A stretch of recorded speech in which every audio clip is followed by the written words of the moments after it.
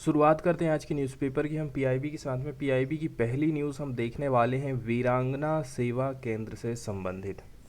ठीक है, तो भारतीय सेना की तरफ से वीर नारियों के कल्याण के लिए एक सिंगल विंडो, उनकी शिकायत का समाधान करने के लिए एक सिंगल सुविधा प्रोवाइड की गई है, जिसका नाम रखा गया है वीरांगना सेवा केंद्र। तो जो टेक्नोलॉजी का लाभ महिलाओं को अच्छे से मिल पाए, टेक्नोलॉजी का फ़ायदा उठाने की दिशा में एक और कदम उठाते हुए भारतीय सेना ने taking care of your own no matter what, इस आदर्श वाक्य के साथ में वीर नारियों के कल्याण और शिकायत के निवारण के लिए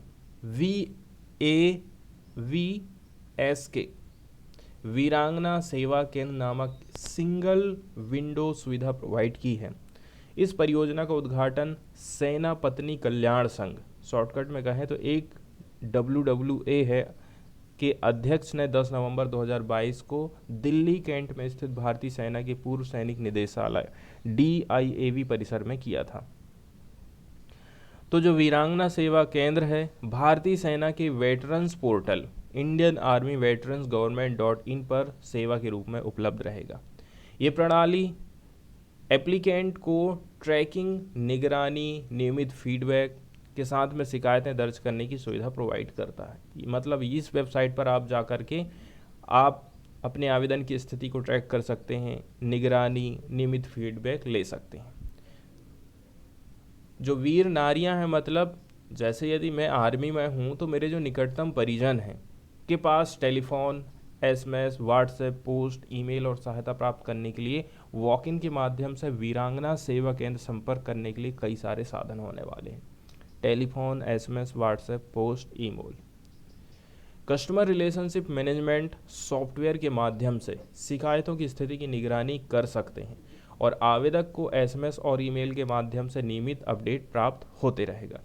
ये परियोजना कई सारे स्टेक होल्डर्स, मतलब record office, officer record office, ECHS, ADWDA, canteen services directorate, colonel's veteran, PCDAO, PCDAP में संपर्क अधिकारियों को एक कॉमन डिजिटल प्लेटफार्म पर सुगम और बाधा रहित रूप से जोड़ने के लिए टेक्नोलॉजी का फायदा देती है। इसके अलावा जो राष्ट्रीय सैनिक बोर्ड है, केंद्रीय सैनिक बोर्ड और जिला सैनिक बोर्ड जैसे जो गैर सैन्य हितधारक हैं, इनको ईमेल के माध्यम से आपस में जोड़ा गया है। अब यहाँ पर सुविधा का डाक पता बताया गया है, DIAV 104 cavalry road, Maude lines, Delhi cantt 110010 है। सुविधा के लिए एक व्हाट्सएप नंबर भी आने वाला बहुत जल्दी ही। पोर्टल पर वीर नारियों द्वारा संबंधित अभिलेख कार्यालयों, कर्नल, वेटरन्स और DIV के माध्यम से कल्याण संबंधी शिकायतों का रजिस्ट्रेशन किया जा सकता है। इसके अलावा वीर नारियों के पास सुविधा में आने और उनकी शिकायतों को दर्ज करने और उनकी निगरानी करने के लिए सहायक प्रबंध VSK OIC VSK से मिलने का विकल्प होगा कि आप इन अधिकारियों से मिल भी सकती हैं। इसके बाद वाली जो न्यूज़ आई है वो आई है दीनदयाल अंत्योदय योजना राष्ट्रीय ग्रामीण आजीविका मिशन से संबंधित, जिसको शॉर्टकट में हम DAYNRLM बोलते हैं। इसका टारगेट है गरीबों को टिकाऊ सामुदायिक संस्थानों के निर्माण के जरिए गरीबों के लिए हम कुछ संस्थाएं बनाना चाहते हैं ताकि ग्रामीण क्षेत्रों में गरीबी को हम कर सकें। इसके अंतर्गत लगभग 9 करोड़ फैमिली को स्व सहायता समूहों में संगठित करना है और उन्हें लाइवलीहुड के अवसरों से जोड़ना है, रोजी रोटी से उनको जोड़ना है, 2 पैसे कमा सकें। इसके लिए उनको स्किल प्रोवाइड करना पड़ेगा। इसके साथ ही वित्त के औपचारिक स्रोत, पैसा भी देना पड़ेगा, स्किल भी देना पड़ेगा। पात्रता सार्वजनिक और निजी दोनों ही क्षेत्रों की सेवाओं तक उनकी पहुंच सुनिश्चित करना है। ये परिकल्पना की गई है कि ग्रामीण क्षेत्रों की गरीब महिलाओं के गहन और सतत क्षमता निर्माण से उनके सामाजिक, आर्थिक एवं राजनैतिक सशक्तिकरण के साथ साथ विकास भी होने वाला है।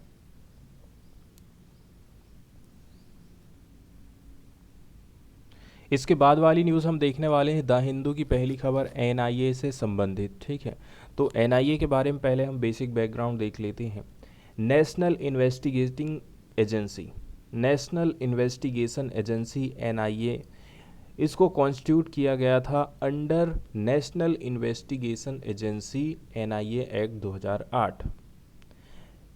नेशनल इन्वेस्टिगेशन एजेंसी का निर्माण किया गया था किस कानून के तहत? 2008 में एक कानून आया था नेशनल इन्वेस्टिगेशन एजेंसी एक्ट। ये एक सेंट्रल एजेंसी है, इसका मतलब ये है केंद्र सरकार के हिसाब से ये काम करती है या फिर केंद्र सरकार के अंतर्गत ये आती है। कैसे इन्वेस्टिगेट करना है, कैसे सज़ा देना है ऑफेंसेस पर, तो ये किसके अंडर में चले जाता है? Central government. कौन कौन से ऑफेंस आ जाते हैं? ऐसे काम जिससे भारत की सोवरेनिटी, सिक्योरिटी, इंटीग्रिटी खतरे में आ जाए, या फिर security of state and friendly relation with foreign state. विदेशों के साथ में यदि हमारे संबंध खतरे में आ जा रहे हैं, हमारे देश के राज्यों की सिक्योरिटी खतरे में आ रही है, देश की सिक्योरिटी खतरे में आ रही है, तो वैसे केसेस की सुनवाई एनआईए करता है। इसके साथ साथ में एटॉमिक एंड जो न्यूक्लियर फैसिलिटीज़ हैं उनसे संबंधित सुनवाई भी एनआईए करता है। स्मगलिंग इन high quality counterfeit Indian currency, जो जाली मुद्रा है, नकली करेंसी का जो व्यापार हो रहा है, उससे संबंधित केस भी ये देखता है। ये इम्प्लीमेंट करता है इंटरनेशनल ट्रीटीज़ को, अंतर्राष्ट्रीय तौर पर जो संधियाँ बनाई गई हैं, जो एग्रीमेंट हैं, कन्वेंसन हैं, रिजोल्यूशन हैं, किसके? यूनाइटेड नेशंस के and its agencies and other international organisation. तो इन सभी को भी इम्प्लीमेंट करने का काम कौन करता है? NIA.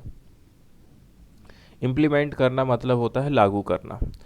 It's objective is to combat terror in India, Bharat में आतंकवाद से लड़ना इसका प्रमुख काम है। तो 2008 में जब मुंबई में जो आतंकी हमला हुआ था, उस टाइम में हमने फील करे थे कि इंडिया में कोई एक सेंट्रल लेवल पर एक ऐसी एजेंसी होना चाहिए जो कि खास तौर से आतंकवाद से संबंधित मुद्दे को देखे।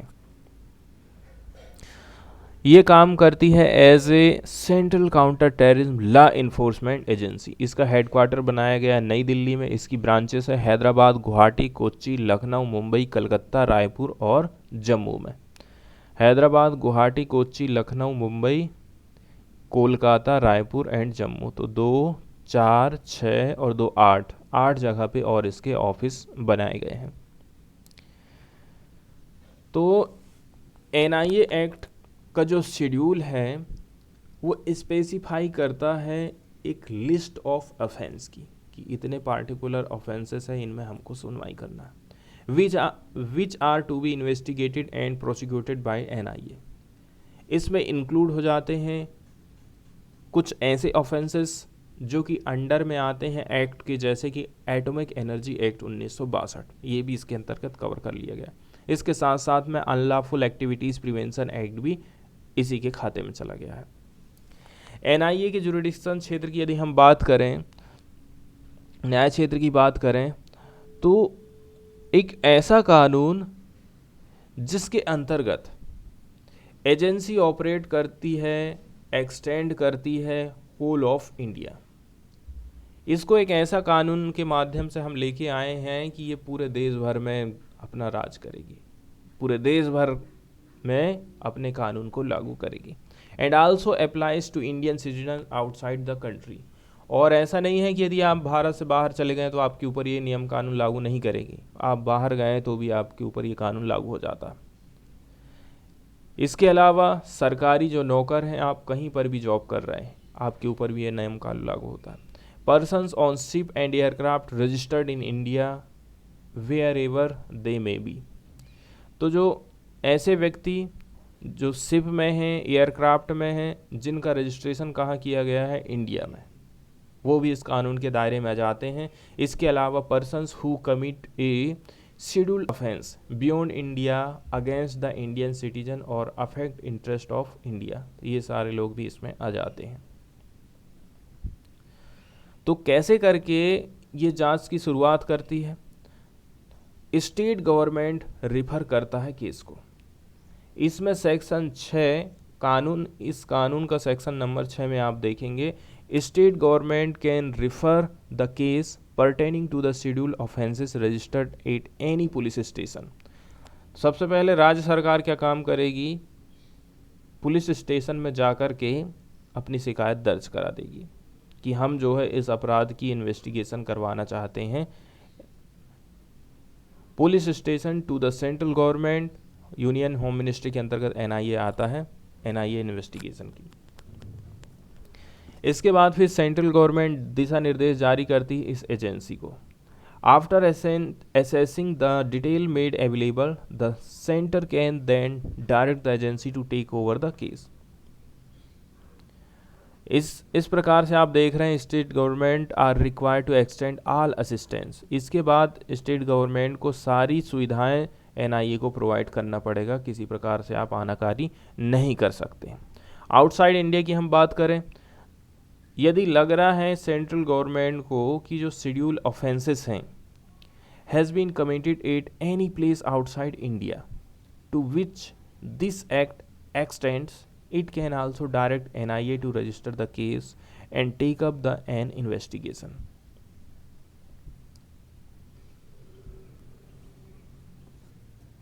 इसके बाद वाली न्यूज़ हम देखने वाले हैं द हिंदू की COP 27 से संबंधित। UNFCCC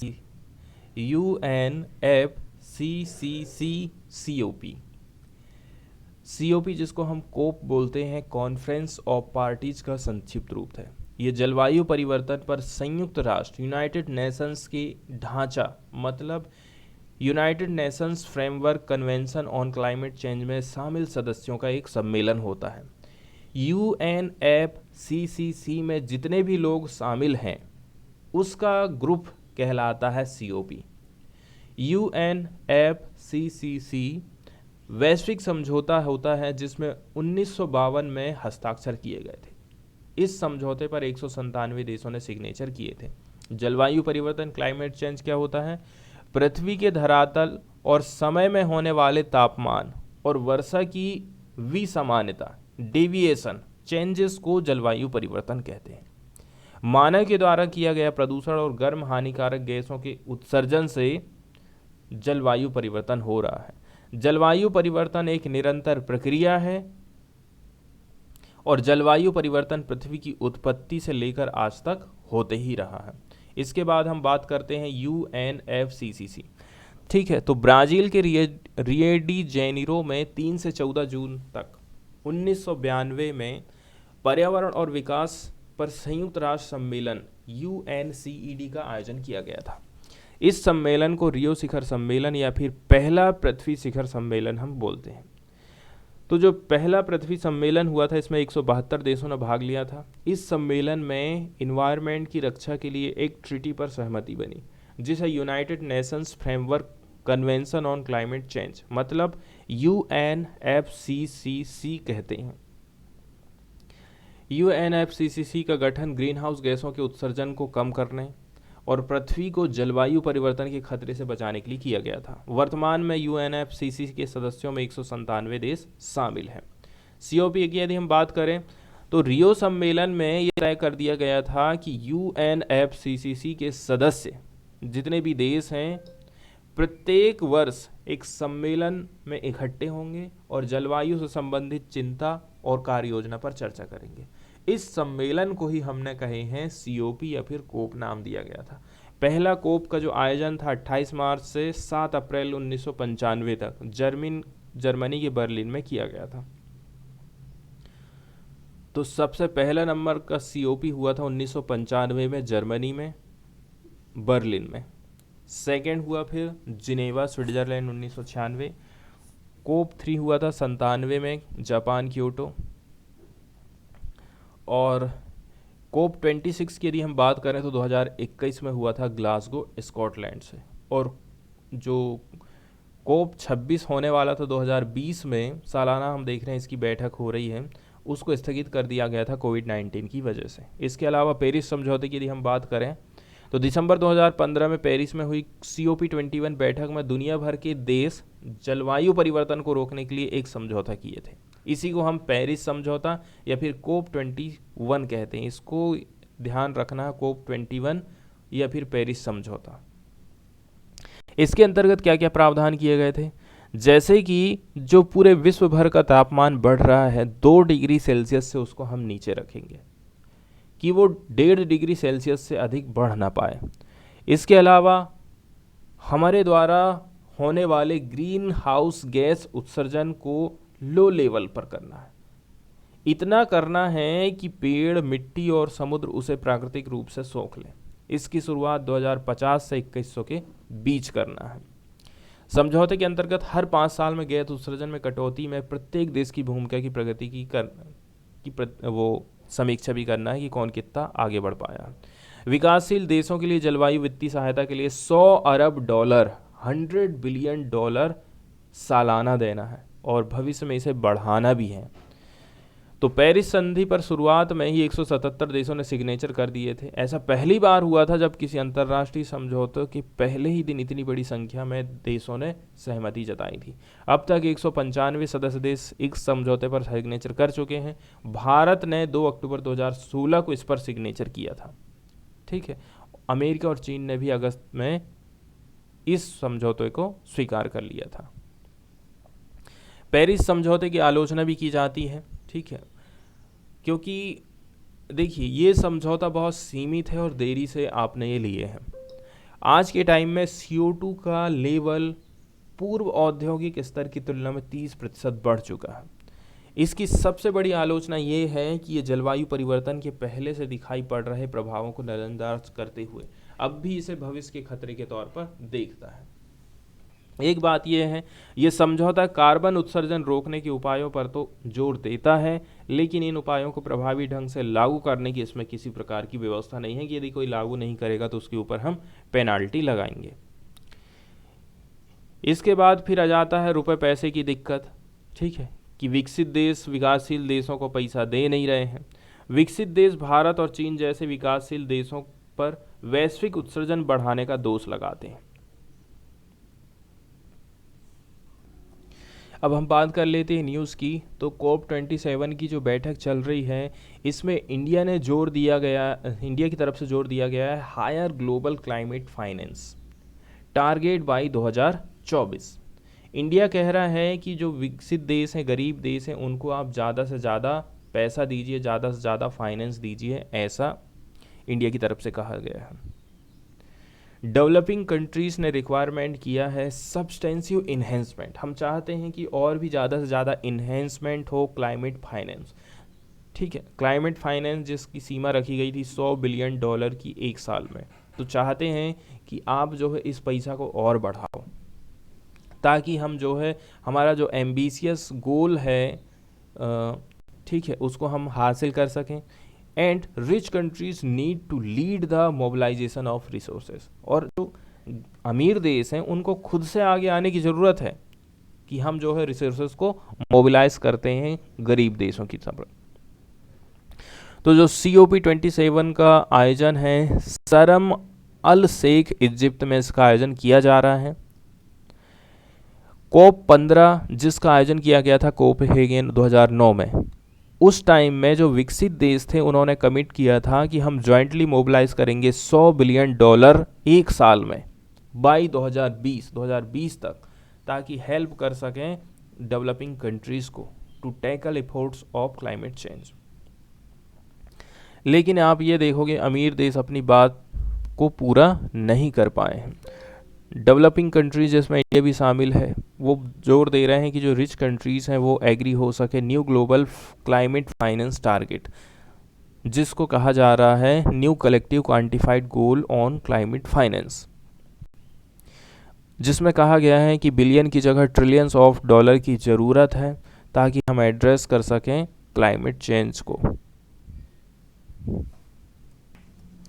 इसके बाद वाली न्यूज़ हम देखने वाले हैं डायबिटीज़ की बीमारी से संबंधित। डायबिटीज़ एक नॉन कम्युनिकेबल डिजीज़ है, मतलब एक व्यक्ति से दूसरे व्यक्ति में इसका संचार नहीं होता है, जो किसी व्यक्ति में तब पाया जाता है जबकि हमारा जो पैनक्रियास है, जिसको बोलते हैं अग्नाशय, पर्याप्त इंसुलिन मतलब कि शर्करा या फिर ग्लूकोज को कंट्रोल करना। एक हार्मोन होता है जो कि ग्लूकोज को नियंत्रित करता है। जब अग्नाशय पर्याप्त इंसुलिन का उत्पादन नहीं करेगा तो उस टाइम में डायबिटीज़ की बीमारी होती है। या फिर जब शरीर प्रभावी रूप से जो उत्पादित इंसुलिन है उसका यूज़ ही ना कर पाए। पहली दिक्कत यह है कि इंसुलिन का उत्पादन ही नहीं हो रहा, और दूसरा ऐसा है कि हम उस इंसुलिन का यूज़ ही नहीं कर पा रहे हैं, उस ग्लूकोज का यूज़ ही नहीं कर पा रहे हैं। तो डायबिटीज़ को कई टाइप में बांटा गया, जैसे कि टाइप 1, टाइप 2। तो जो टाइप 1 होता है इसे किशोर मधुमेह के रूप में हम बोलते हैं, क्योंकि ये ज़्यादातर 14 से लेकर के 16 वर्ष की आयु के बच्चों को प्रभावित करता है। टाइप 1 मधुमेह तब होता है जब अग्नाशय पैनक्रियास पर्याप्त इंसुलिन का उत्पादन नहीं करता है। मुख्य रूप से बच्चों और किशोरों में पाया जाता है, हालांकि इसका प्रसार कम है और टाइप 2 की तुलना में बहुत गंभीर है। इसके बाद हम देखते हैं टाइप 2। तो ये शरीर के इंसुलिन का उपयोग करने के तरीके को प्रभावित करता है, जबकि शरीर अभी भी इंसुलिन का निर्माण कर रहा है। शरीर इंसुलिन का निर्माण कर तो रहा है लेकिन बॉडी उसका यूज़ नहीं कर पा रही है। टाइप 2 डायबिटीज़ या मधुमेह किसी भी उम्र में हो सकता है, यहाँ तक कि बचपन में भी। हालांकि मधुमेह का ये प्रकार ज़्यादातर मध्यम आयु वर्ग वाले लोगों में और वृद्ध लोगों में ज़्यादा होता है, और टाइप 1 जो देखे थे हमने 14 से 16 साल की उम्र वाले बच्चों में ज़्यादा हो रहा था। मधुमेह के प्रभाव के बारे में यदि हम देखें तो लंबे समय तक यदि आप इलाज नहीं करवाते हैं तो गुर्दा, हृदय, रक्तवाहिका, हमारा तंत्रिका तंत्र, आँखों की रेटिना, ये सारे रोग हो सकते हैं इनसे संबंधित। जिम्मेदारक कारक कौन कौन से हैं? आप जो है खाना अच्छा नहीं खाते हैं, शारीरिक गतिविधि कम करते हैं, शराब ज़्यादा पीते हैं, वजन आपका ज़्यादा हो गया है, मोटापा हो गया है, तंबाकू का इस्तेमाल करते हैं, तो मधुमेह की बीमारी के ज़्यादा चांसेस हैं। टाइप 1 की संभावना की बात करी जाती है। विश्व में टाइप 1 मधुमेह से पीड़ित 10 लाख बच्चों और किशोरों में सबसे ज़्यादा संख्या भारत में है। भारत में टाइप 1 मधुमेह से पीड़ित 2.5 लाख लोगों में से 90,000 से 1 लाख लोग 14 साल से कम उम्र के हैं, और देश में मधुमेह के सभी अस्पतालों में केवल 2% टाइप 1 ही मामला मिलता है, जिनका निदान अधिक बार किया जा रहा है। इसके बाद हम न्यूज़ को देख लेते हैं। न्यूज़ में बताया जाता है डायबिटीज़ की बीमारी को लेकर के कुछ रिसर्च किया गया है, जिसमें ये जानकारी निकल कर के आई है जो यंगर जनरेशन है इनको ज़्यादा से ज़्यादा जो है डायबिटीज़ हो रहा है, यदि हम पुराने लोगों से तुलना करें तो। जैसे कि पहले के टाइम में आप देखोगे तो 40 से 50 साल के उम्र के जो लोग हुआ करते थे उनको डायबिटीज़ ज़्यादा होता था। टाइप 2 की हम बात कर रहे हैं। आज के टाइम में ऐसा हो गया है कि 10 से 15 साल पहले ही लोगों को टाइप 2 डायबिटीज़ हो जा रहा है। ये ऐसा हो रहा है, उसका रीज़न बताया जा रहा है आपकी जो लाइफ स्टाइल है स्ट्रेसफुल है, तनावपूर्ण। इसके अलावा आपकी जो डाइटरी पैटर्न है वो चेंज होते जा रहा है, खान पान चेंज हो रहा है। इसके अलावा सीडेंट्री लाइफ स्टाइल है due to lack of physical activity. आप जो है फिजिकल एक्टिविटी नहीं करते हैं, सीडेंट्री आपकी लाइफ स्टाइल है, इसी को बोला गया है यहाँ पर। ठीक है, तो Manoj Shah diabetologist Madras medical mission के हैं, उन्होंने ये बात कहा है। तो ये जो स्टडी रही थी, study of family trees of patient, इसमें डॉक्टरों ने अध्ययन किया था जितने भी पेशेंट रहे हैं उनके फैमिली ट्रीज का इन्होंने अध्ययन किया। एज थी 35 से लेकर के 70 साल की। तो इन्होंने अटेंड किया था डायबिटिक क्लिनिक का। इसमें ये पता चला है